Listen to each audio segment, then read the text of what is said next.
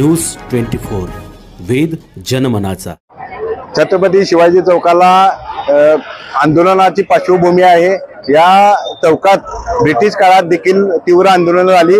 आज देखील विविध पक्ष संघटनांचे आंदोलन इथं होत असतात। गेल्या काही दिवसांच्या घडामोडी पाहता हिंदुत्ववाद्यांनी बंदचं आवाहन केलं आणि आज या बंदला उग्र स्वरूप येईल अशी शक्यता गृहीत धरून पोलीस दलानं 700 कर्मचाऱ्यांचा पोलीस बंदोबस्त नेमला आहे आणि इथं आपण पाहू शकता मोठ्या प्रमाणात पोलीस बंदोबस्त आहे।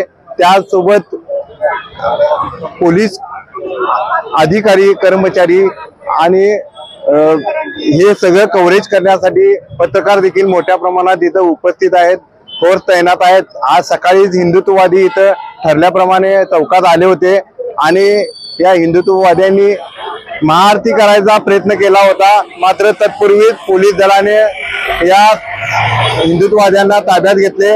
त्यांना कोल्हापुरातच नव्हे तर कोल्हापूरच्या बाहेर नेऊन ठेवल्याचं ऐकायला मिळतं आणि या पद्धतीनं हे आंदोलन तीव्र होणार नाही आणि भावना भडकणार नाहीत याची पोलीस दलाने दक्षता घेतली आहे।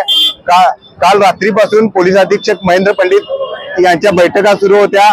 विविध अधिकारी आणि कर्मचाऱ्यांच्या सोबत बैठका झाल्यानंतर हिंदुत्ववाद्यांची रात्री बैठक पार पडली आणि या बैठकीत हिंदुत्ववाद्यांनी कुठलीही आक्रमक भूमिका घेणार नाही असं सांगितलं होतं। मात्र तरी देखील आज सकाळी या सर्वांना शिवाजी चौकात आल्यानंतर ताब्यात घेण्यात आले, जमावबंदी कलम लागू करण्यात आले आणि कोणीही या चौकात येणार नाहीत आणि निदर्शनं होणार नाहीत अशी शक्यता अशा पद्धतीनं नियोजन करण्यात आले। दरम्यान आज राज्य नियोजन मंडळाचे कार्याध्यक्ष राजेशजी क्षीरसागर इथं आले होते।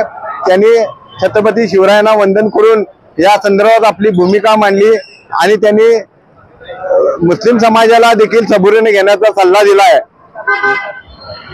वेद न्यूज साठी प्रमोद वनगुत्ते। वेद न्यूज 24 या चॅनलला लाईक, सबस्क्राईब आणि शेअर करायला विसरू नका।